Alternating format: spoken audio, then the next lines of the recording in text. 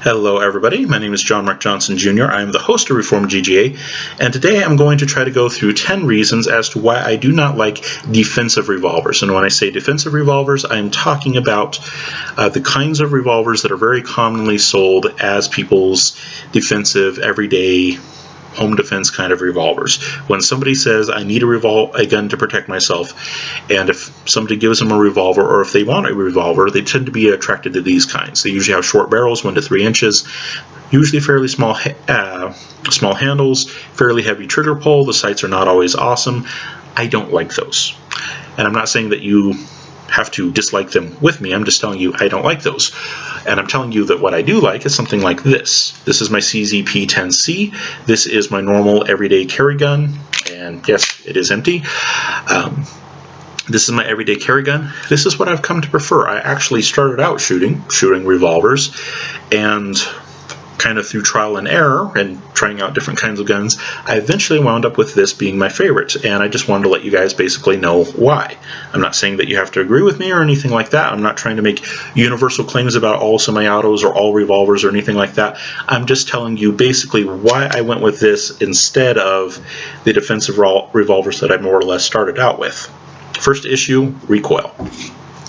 This gun, because it has a slide, the recoil impulse on it doesn't tend to be as immediate as on revolvers. Revolvers in general have a very quick recoil impulse, and that's because there's nothing that delays it. Semi-autos have a slide that goes back, and so there's a little bit of a delay. They have a little bit longer period. I like that. It makes it easier for me. And frankly, most people that I shoot with, especially if they're not avid shooters, they don't shoot super often, they tend to do a little bit better with semi-autos as well, just because that delay tends to make the gun a little bit less snappy for them, which means there's not going to be as much shot anticipation. So semi-autos tend to work a little bit better in that regard. If you're somebody who has problems with shot anticipation, and for those of you who don't know, shot anticipation is when you're pulling the trigger and you feel like the gun is about to go off, you pull the trigger, you shoot, and you look out at the target and your shots are low.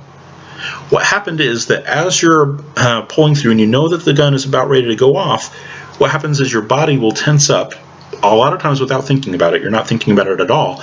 You're shooting like you normally would. You think you're going to have a good shot. Everything's lined up properly and all that. But unconsciously to you, right as you're about to pull the trigger, you push out, and that makes the gun go down, and so you're low on the target. If you're someone who has a problem with that, and when I first started shooting, I had a major problem with that, and even every now and again it shows up, especially when I haven't been able to get out and practice in a while. If you're somebody who has a problem with that, switching over to a semi-auto that doesn't have an overly powerful round, this one is 9mm, it's a good solid round, and it doesn't have too terribly much kick, switching over to something like that can be very helpful. There's a little bit of delay in the recoil, and that is enough to make it a little bit more manageable for a lot of people. Alright, next issue as to why I like this thing and not the defensive revolvers is trigger pull. The trigger pull on this one is relatively short. Now there's a bit of pre-travel here, but the pre-travel doesn't have much pressure at all. I don't really start getting into any pressure until I'm all the way back here. And then from there, it's not too much pressure. It's 4.5 pounds, and then it breaks. Reset here. So the pre-travel, there's like no pressure there, barely any. Once they do start getting significant pressure, getting to the wall, as they say, 4.5 pounds of pressure, and then it breaks, it's good to go. Revolvers are not like that. Revolvers, a lot of defensive revolvers usually have very long and fairly heavy trigger pulls. A lot of times they'll be somewhere in the neighborhood of 8 clear up to 15 pounds for the weight of the trigger pull, and you get pressure pretty much through the entire trigger pull. It's rather nasty, and with training you can get around it. And even the recoil issue that I mentioned before, you know, that the slide kind of helps mitigate because it gives you a little bit of a delay. You can get around recoil with training, and trigger pull you can get around. Excuse me. You can get around with training. The problem, though, is that a lot of the people that I shoot with, that are in fact your average gun owner, are not people who are overly avid gun owners. Most people aren't. Most people who own guns for defensive purposes just want to be able to protect themselves, but they're not the kind of people that go out and get excited about shooting all the time. They shoot here and there to kind of sort of stay in practice, make sure the gun still works. But most gun owners are not avid gun owners. They're not avid shooters. They don't shoot all the time. They shoot once a year, twice a year, maybe even 3 to 5 times a year, but usually not much more than that. And it's kind of incidental. They go out to the range that one time and put a few magazines through it, or put a few cylinders, if you're talking about a revolver, through it. Not anything overly specific or dedicated, and they don't train a whole lot. Okay, recoil is something that you can train through.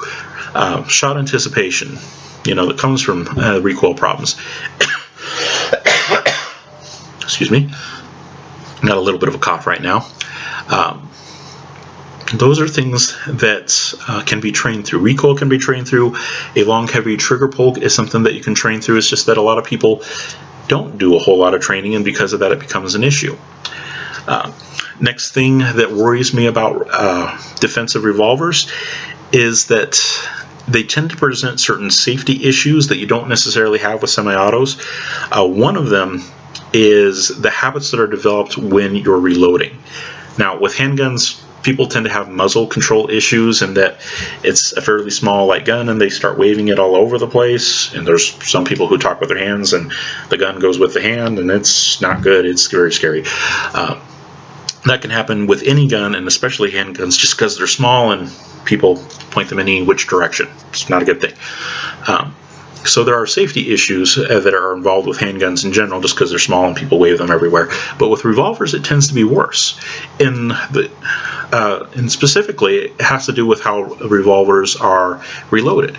To reload a revolver, for a lot of people, you'll see them open up the cylinder, and then they'll start manipulating the gun, twisting it all kinds of different directions in order to get to a point where they can smack the plunger on the cylinder and get the rounds out.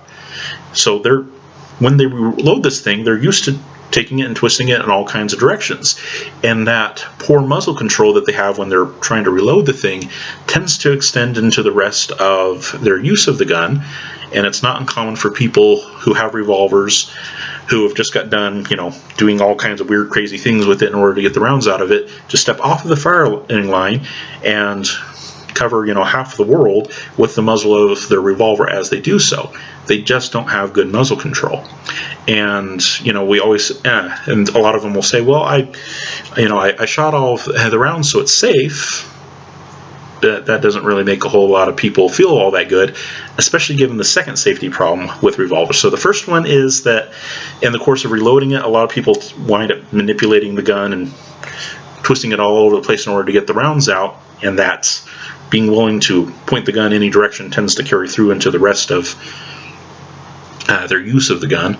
But the second safety issue is the fact that with revolvers you can sometimes skip live rounds that will wind up coming around again, because it's a revolver, it goes in circles.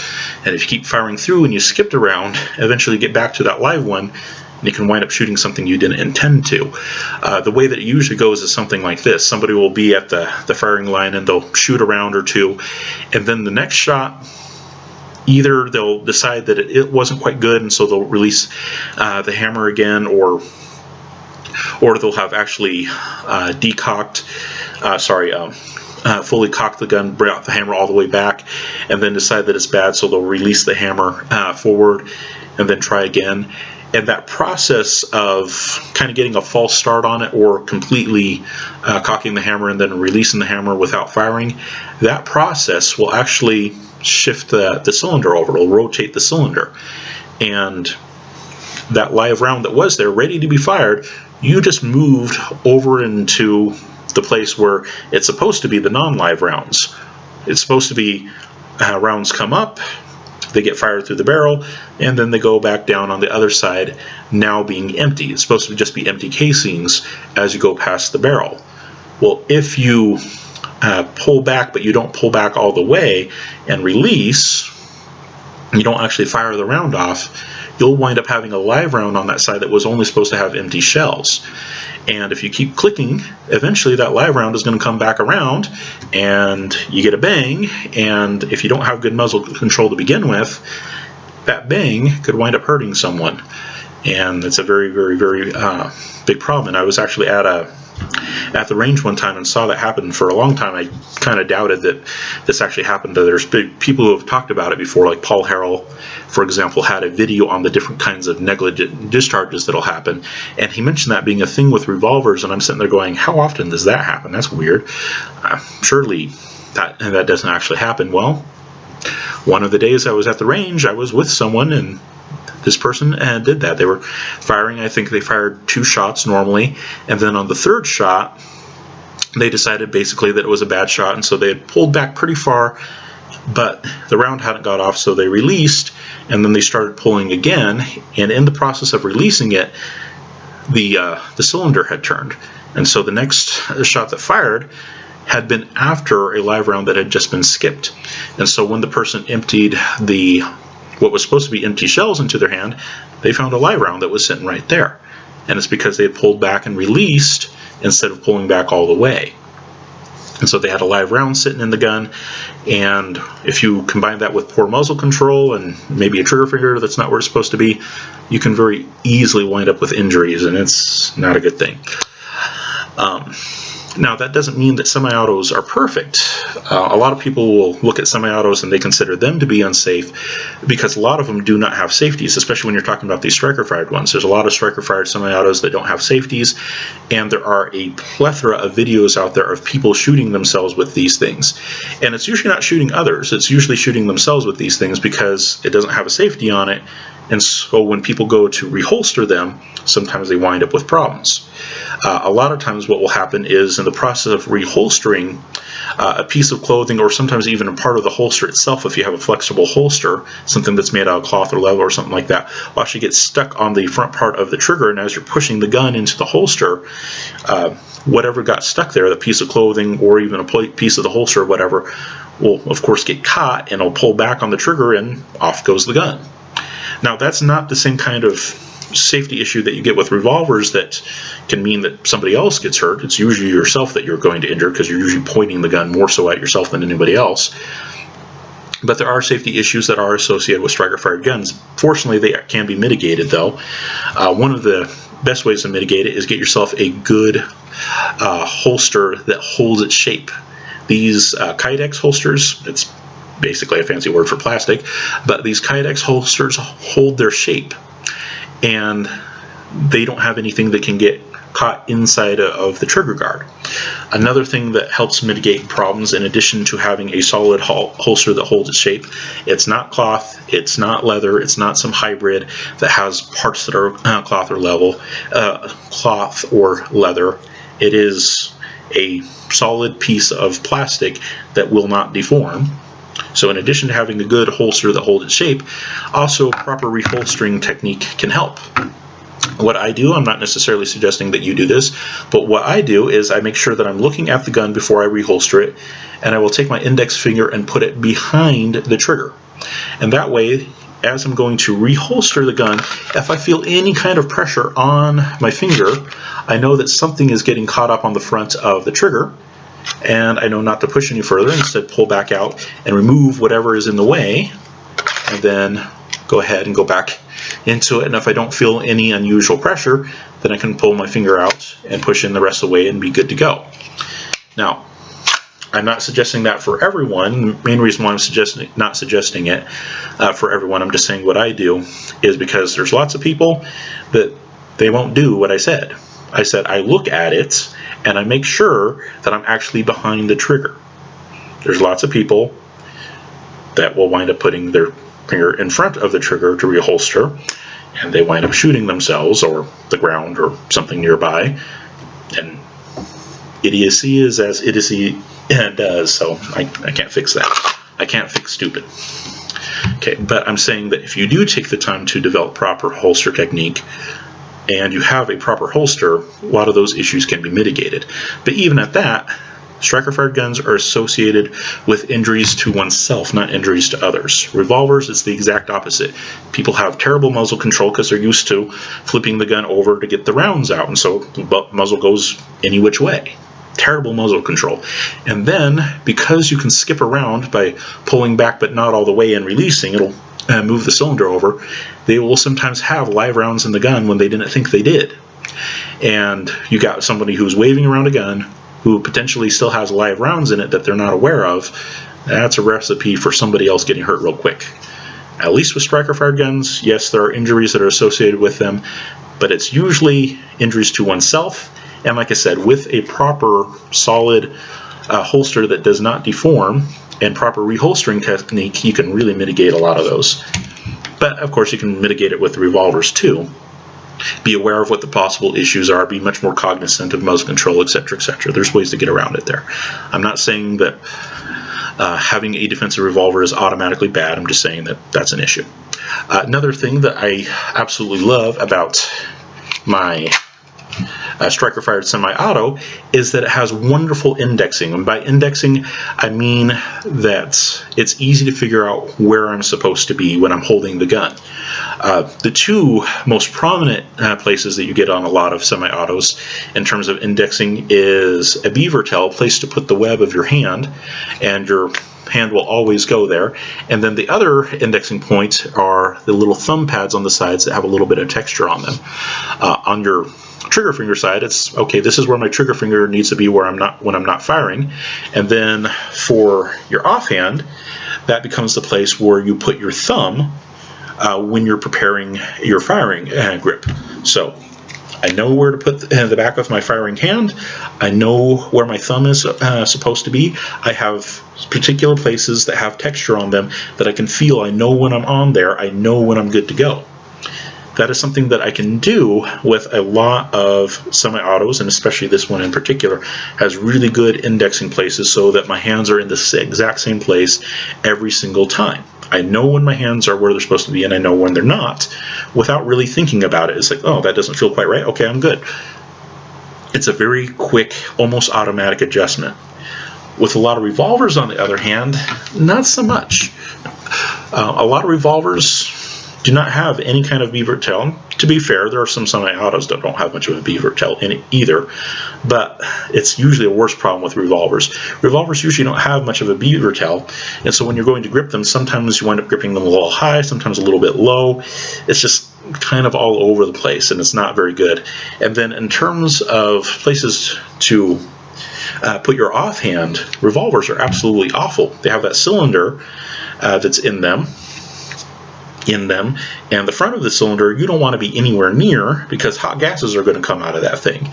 There's a lot of the gas gets forced down the barrel, of course, and is what shoots the bullet out, but some of the gases will come out of the side because there's a little gap between the cylinder and the actual barrel in a revolver, and that hot gas coming out can do quite a bit of damage, especially with a more powerful round like a 357 or maybe a 44 mag or something like that. It can produce quite a bit of oomph and can ruin fingers that get too close. And so on revolvers, your offhand, there's usually nothing on the gun that is actually meant to that you're actually meant to index that is actually supposed to do that. A lot of times you put your hand back or even further back, it's not actually supposed to be on the gun itself so much. So revolvers are absolutely awful in that regard. You can't really get a solid know exactly how high up on the gun you're supposed to be because they don't have a beaver tail that stops you at a particular place. And then your offhand, because of that cylinder there and because of the issues with cylinder gap, really isn't meant to be anywhere near the front part of the gun, and so there's like no indexing for that. And the issue that I have there is that the better the indexing points, the more consistent your grip is going to be, and with time and practice, that means that the more consistent you're going to be in your shooting. If your hand is not always at the same height, and if your offhand is not always in exactly the same place, you're going to wind up with kind of a wandering shot pattern, and it's not going to be good. Now, there are ways to get around it with revolvers. You can oftentimes get aftermarket grips that will have a little bit of a beaver tail built into them, or ones with finger grooves that will kind of let you know if you're in the right place or not. Excuse me. Those kinds of things can certainly help, but semi-autos have a lot of those key features already built in, especially this one in particular. All right, another issue, and I kind of already alluded to it, is the placement of your wrists.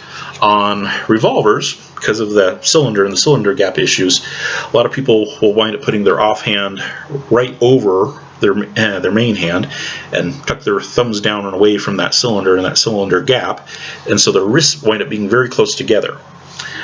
On a semi-auto, though, you don't have to do that. You don't have to have your hands super close together like that.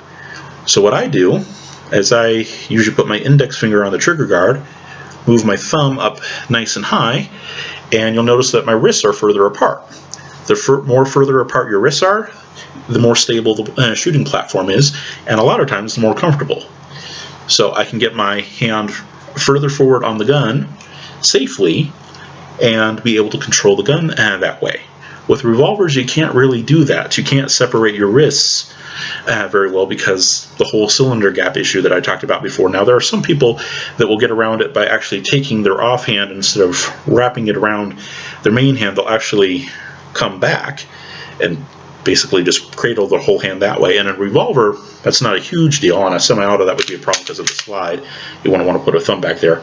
But on a revolver, you can get away with doing that. The problem, though, is that you wind up with that indexing problem that I mentioned before. That is exactly how high up does my offhand go on my primary hand.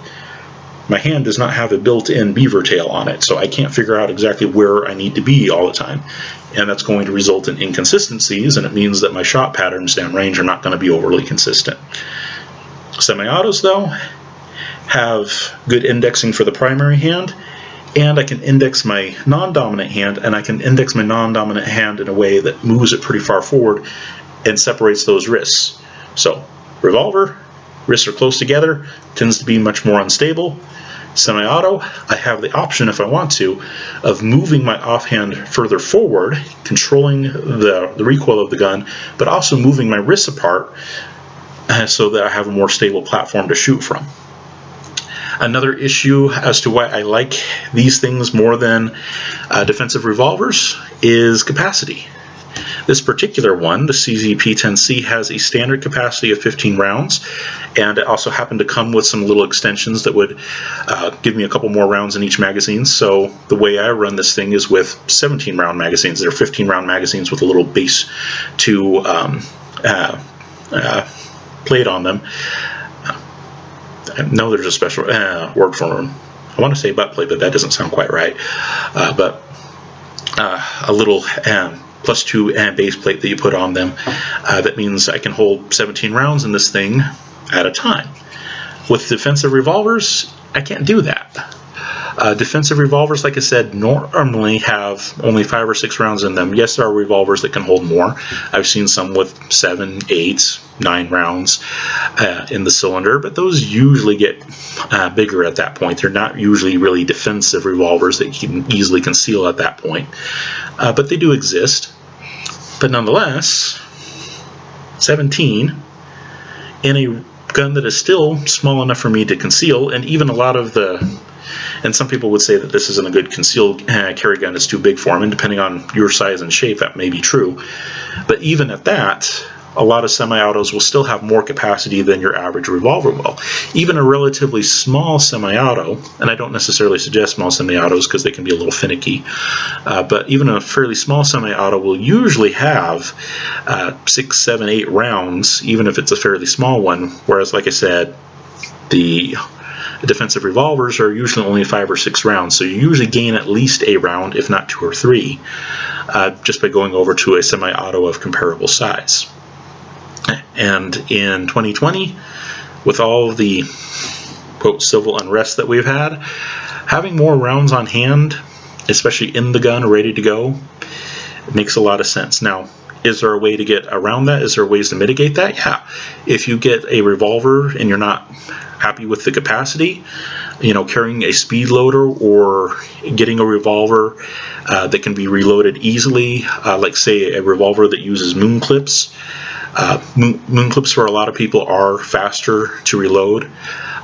Jerry Michalak, for example, is a very famous competitive shooter, and when he shoots revolvers competitively, he prefers to use moon clips. That's a way to do it. There's lots of people who don't like moon clips, and it usually depends on the kind of revolver and moon clip that you're talking about. What he does is he usually uses a 9mm revolver with the moon clips that go with that more or less encapsulate the rounds and are very stable to work with.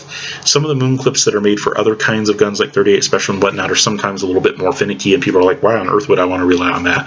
I get it. It kind of depends on your selection of the kind of revolver that you're going with and the kind of reloading system that you're going with. You have to kind of plan it out, but it can be mitigated. A speed loader will go a long way to helping with that, with a low capacity issue. And they don't usually take too terribly long to reload. You need to practice though, and you need to think ahead and you need to prepare. Semi-auto, I'm not saying that you shouldn't think, please do think. But I honestly, even in 2020, I usually don't carry a spare magazine. The kinds of situations in which I would need more than 17 rounds in a typical defensive situation when I'm out and about, fairly rare. Basically everything short of getting stuck in a mob type situation, I don't really need a ton of rounds. 17 is going to be more than enough for the vast majority of scenarios, like I said, short of getting accosted by a mob. And in that case, yeah, you definitely want more. But in most other situations, 17 rounds is more than sufficient. And I like having more than sufficient. I would not feel overly great with only 5 or 6 rounds at my disposal and having to fiddle with some kind of a speed loader in case things go bad. Not my preference. All right. And then after capacity, next thing I want to talk about is reliability. A lot of people think that semi-autos, autoloaders, are unreliable, and in some cases they're absolutely correct. There are lots of non-reliable, unreliable, horribly unreliable semi-autos that are out there. But there are also a lot of them that these days, if you get a decent model from a decent manufacturer, that are completely reliable. This particular one, this is made by CZ, the company CZ, and the model is a P10C. This thing has been 100% reliable for me. It did not have a break-in period at all, and I have never had it malfunction on me even once. And that's even with messing with putting extra weight on here with adding the red dot sight and all that. No round that I have ever fired through this thing has failed to go off and failed to cycle the slide correctly. This thing always works, and I've never had any, might say, secondary issues where maybe the striker goes bad or where a return trigger spring goes bad. Never had any of those issues with this particular model. Now, that doesn't mean I haven't had issues with other semi-autos. I've managed to break pretty much every semi-auto that I've come across. The only ones that I haven't managed to break is just ones that I haven't put a lot of rounds through. But this one, no matter what I do to it, I can't get it to malfunction. A lot of people think that revolvers are the guns that are always reliable under all circumstances, and they're the ones that will always work. And, the semi-autos are the ones that can be problematic. And like I said, for some semi-autos, that is certainly true.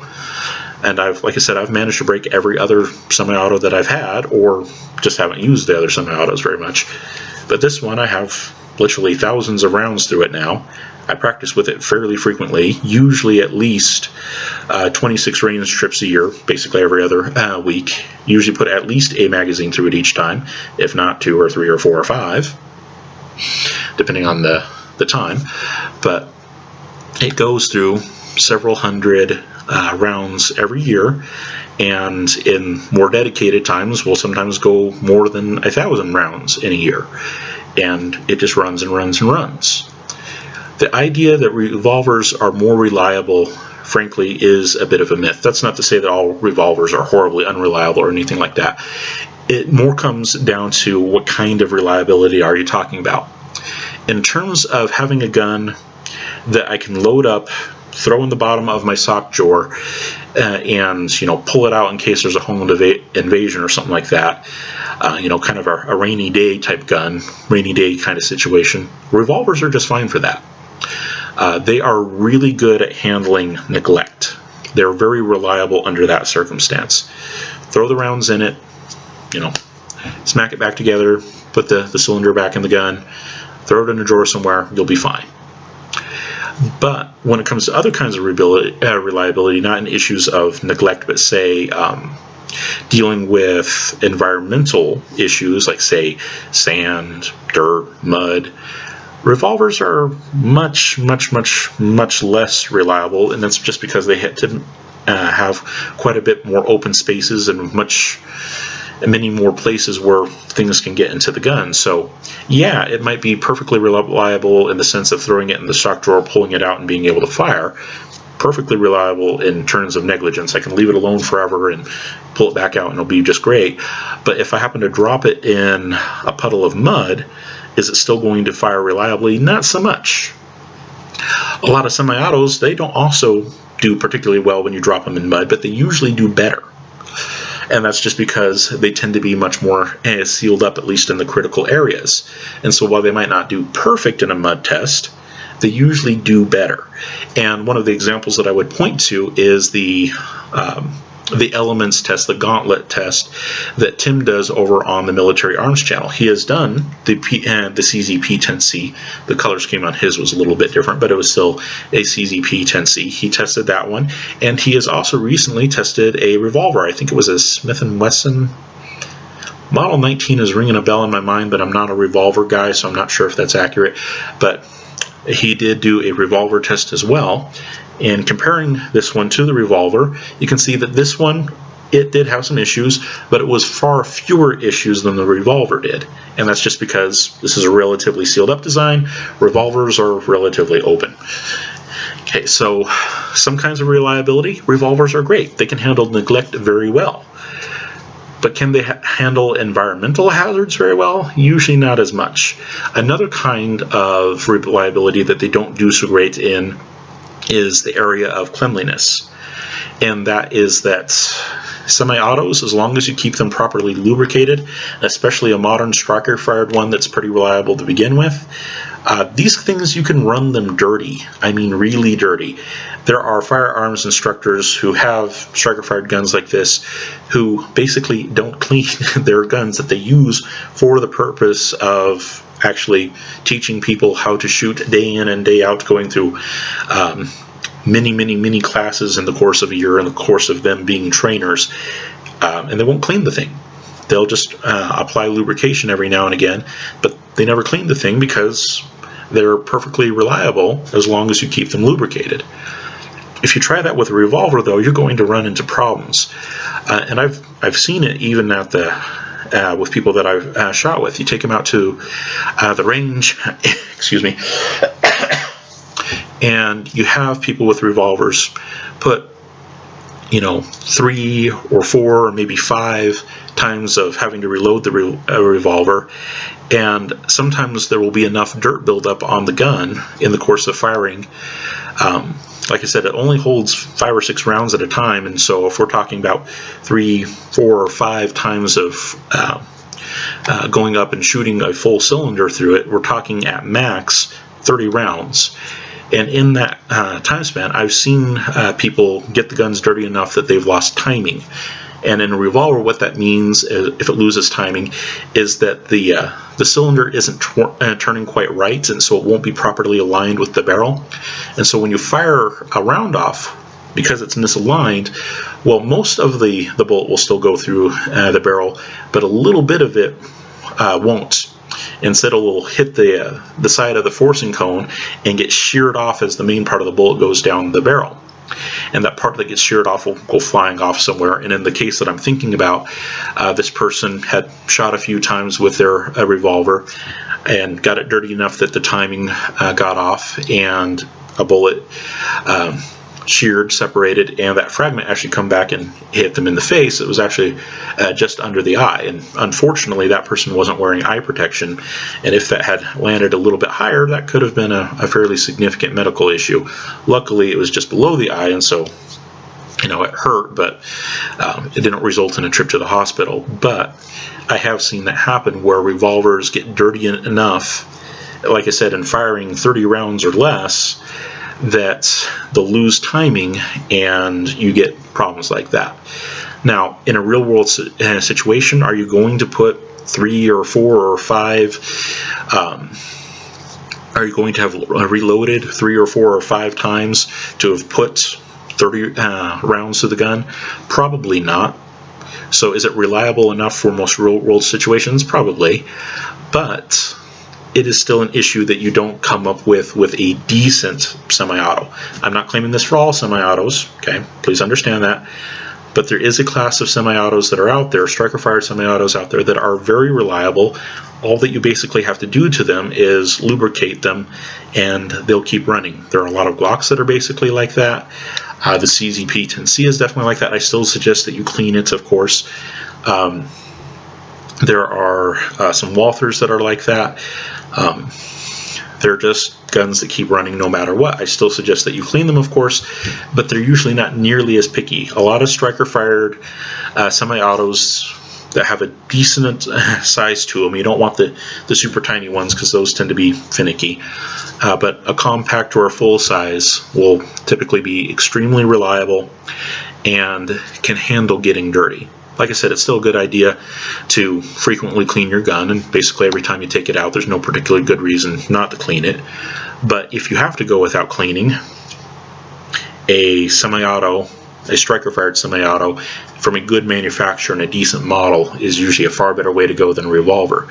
And you can even look at, say, John Crea's comments. He is the guy who runs the Active Self-Protection YouTube channel, or at least basically the main host of the Active Self-Protection YouTube channel.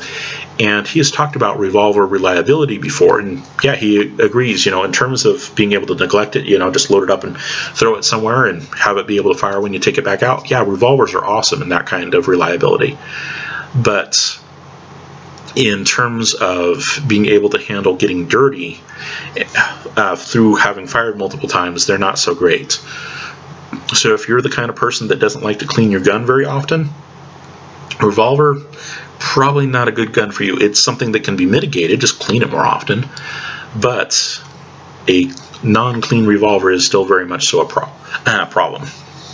And lots of instructors, firearms instructors, will tell you that if a gun fails on the line, and it's a revolver, it's usually because it got too dirty and something went wrong with it because of that. Either the timing got off or various other issues.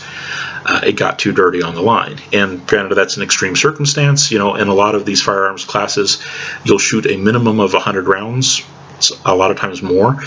And for a revolver, that is a very high round count. For semi-auto, that's Tuesday. But for a revolver, that's a very high round count, and it's not like you're going to encounter that in a real-world situation. But like I said, if you happen to be someone who doesn't clean the gun very often, you take it out once, you shoot it, and you decide, I'll just leave it be, not clean it. And you take it out again and not shoot it and just leave it be. And, the second or third time of doing that, you're going to have a gun that might not work for you when you want it to. So reliability with revolvers, people think that they're great and awesome and always going to work, but the reality is it doesn't always work that way. If it's a clean revolver, it can handle being neglected for a very long time. Throw it in the bottom of the sock drawer and forget about it. It can handle that just fine. But elements, environmental problems, sand, dirt, mud, that kind of thing, revolvers don't do so great. Handguns in general don't do so great, but especially revolvers. And then in terms of cleanliness, revolvers tend to be much pickier than the better semi-autos. The lower end semi-autos can be just as picky, don't get me wrong. But if I'm taking a good revolver and a good striker-fired semi-auto and have to go through, 1,000 rounds with each one without cleaning, I am definitely going to trust the striker-fired semi-auto. I like the fact that I can go out to the range with it and I can shoot up a couple of boxes, or 3 or 4 or 5 excuse me, 3 or 4 or even 5 boxes of ammunition, take the gun home, and if I don't feel like cleaning it, I don't have to, because it's not going to affect its reliability as long as it at least has some basic lubrication on it. That's pretty much all you need to do with these things. You don't need to be super fastidious about cleaning them. I still suggest that you do, but the main issue is just make sure it's lubricated. With revolvers, if it gets dirty, it can cause issues. Like I said, timing issues where you wind up having bullet shearing problems and stuff like that. It does happen, and I've seen it happen on the range in real life. Person started out with a clean gun and 3 to 5 times up to bat, as it were, 3 to 5 times stepping up to the firing line. And the gun is already dirty enough that you're starting to experience malfunctions. I've seen it happen. It is an issue with revolvers. Another issue is as to why I like semi-autos versus the defensive revolvers is the issue of sights and optics. The slide on semi-autos, on this kind of semi-auto that's a compact, not a subcompact, but a compact, the slides on them tend to be fairly wide, and so the sights that I put in them, the rear sight especially, tends to be fairly wide as well, and I like that. I like a little bit wider rear sights. And then a lot of striker-fired semi-autos these days are made so that you can put red dots on them. Now, this particular one wasn't made with a red dot cutout, so I kind of had to jerry-rig it. I took out the regular rear sight and I put in this extended one that had a Picatinny rail on it, and then did a Picatinny rail adapter to get the red dot on it, so it's kind of jerry-rigged, but it still wasn't overly difficult. And that is not something that you find with a lot, excuse me, that you find with a lot of defensive revolvers. Lots of defensive revolvers are very narrow up on top, and so you usually have a very narrow rear sight as well, and I do not like that. And while some of the ones that you buy can have adjustable sights, and some of the ones you buy are decent, they'll either be white dots or sometimes tritium night sights or something like that. Some of them for revolvers are decent, but a lot of the defensive revolvers that are out there have absolutely awful sights. They'll have a little notch up front, and then they'll have this cut that goes basically the length of the main frame, and it is just awful to deal with. And of course they're snub noses, and so you don't have a very good sight radius, and they're just awful. I can take somebody and give them a similarly sized semi-auto, and as long as it's not too powerful that they start getting flinchy with it, they'll almost always be more accurate with a semi-auto rather than a defensive revolver, and that's just because of the default sights that they come with. A lot of decent semi-autos will come with very manageable sights. A lot of them have 3-dot sights now, and those are very good basic sights that work just fine. A little bit more spread out because they have more space up on top than typical revolvers do. They're usually very narrow, revolvers are. And that just helps people generally make better, get better shots. They can see the sights more easily. They can pick them up more quickly, assess whether they're on target or not more quickly, more efficiently. It works a lot better. And like I said, a lot of them now have actual cutouts that allow you to put red dots and stuff on there like that you don't get as easily with revolvers. Some revolvers are made so that you can put optics on them. But in terms of defensive optics like red dots, it's not very common. And like I said, there are some good revolver sights out there, but they usually don't come standard on the gun. And yeah, I've just never seen the default sights for the vast majority of defensive revolvers be as good as the default sights on a decent striker-fired gun from a decent manufacturer. Just a small point, but it's still a point to consider. And then another issue is ammo compatibility.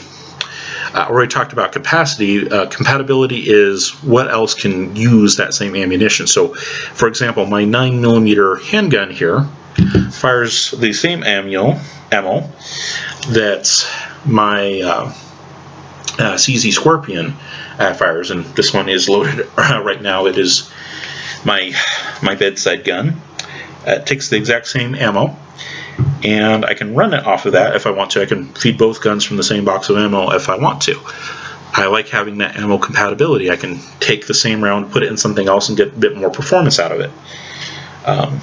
Is a CZ Scorpion a great improvement over a handgun in terms of power? Not really, but it is a bigger platform that I can get on target more quickly and more easily, get better follow-up shots, etc., etc. It allows me to do the same thing, basically, but more quickly and easily with less overall effort. And that's why I like having it around.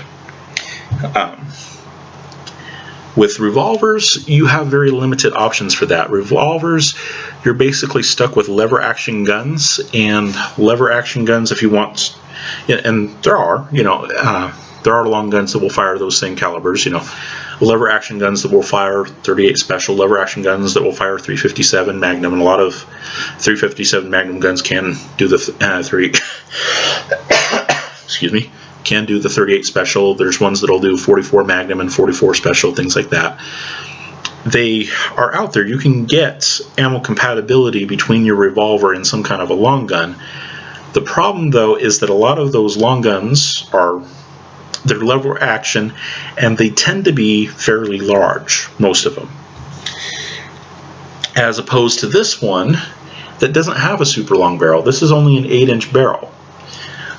I've never seen a lever action long gun that only had an 8-inch barrel on it.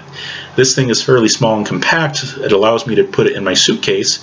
It also allows me to be able to maneuver it around hotel rooms and various other places that I stay. Well, they're basically all hotel rooms or motel rooms, Yeah. It's relatively compact, relatively short front end, so I can maneuver. It's a little bit harder to do that with a lever gun. Yes, technically you do have ammo compatibility there, but it's not going to be as flexible. There are 9mm long guns that have pretty long barrels, 16-inch barrels. There are also 9mm guns with a third point of contact that don't necessarily have to have a super long barrel. You just don't tend to see that as much with the long guns that shoot .38 special, .357, and the other common revolver rounds. So but ammo compatibility is a bit of a concern for me.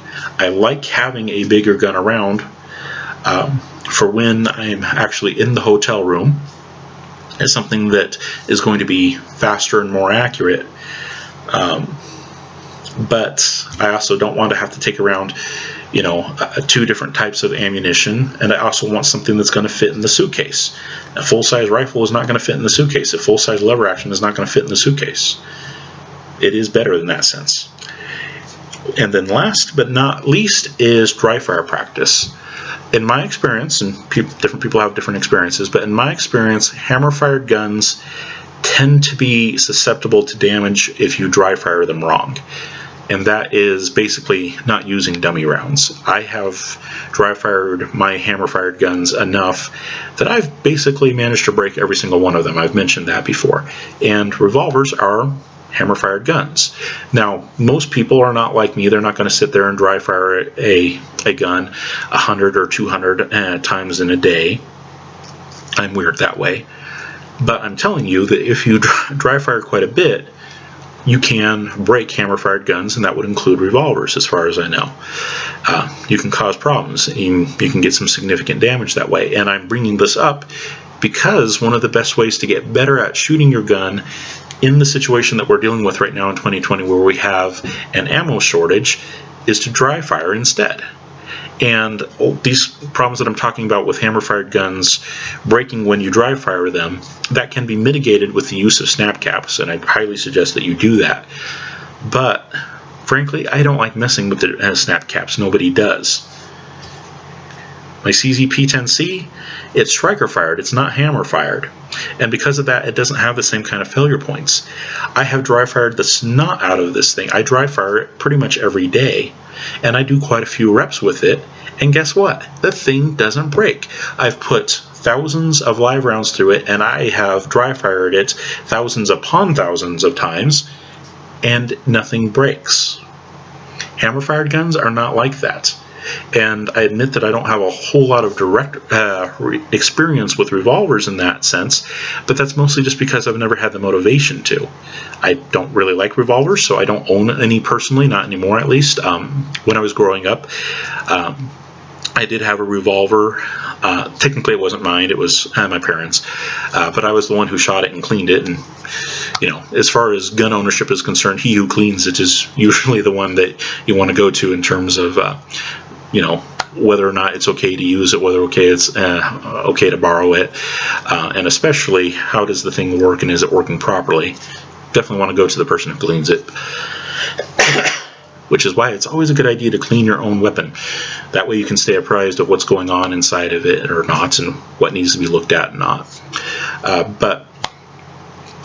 Like I said, I don't have a whole lot of experience with breaking revolvers just because I don't own any right now, and technically even when I did, it was technically my parents, and they had final say on all of that.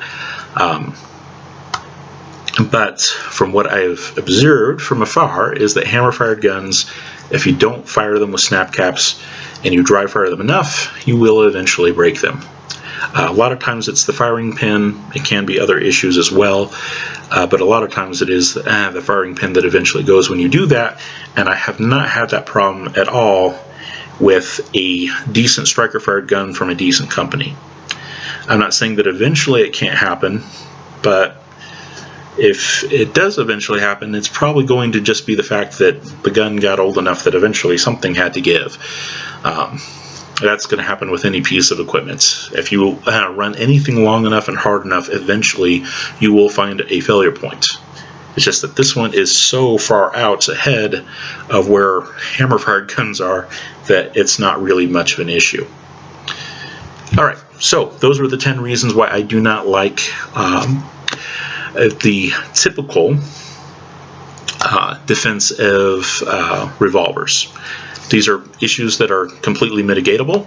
Okay, if you don't like the recoil of them, get a bigger one. Bigger gun, less felt recoil. That's something that you can fix. Also, sometimes getting a wider grip so that it doesn't put as much pressure directly in one part of the hand, but it spreads it out a little bit more can help. Trigger pull. I'm not a big fan of the trigger pull on a lot of revolvers. Now you can lighten them up, you can shorten them up. You usually have to go to a gunsmith for that, and you do need to be careful with that because if you lighten it up too much and shorten it up too much, you can create some safety concerns, so be careful with that, but it is mitigatable.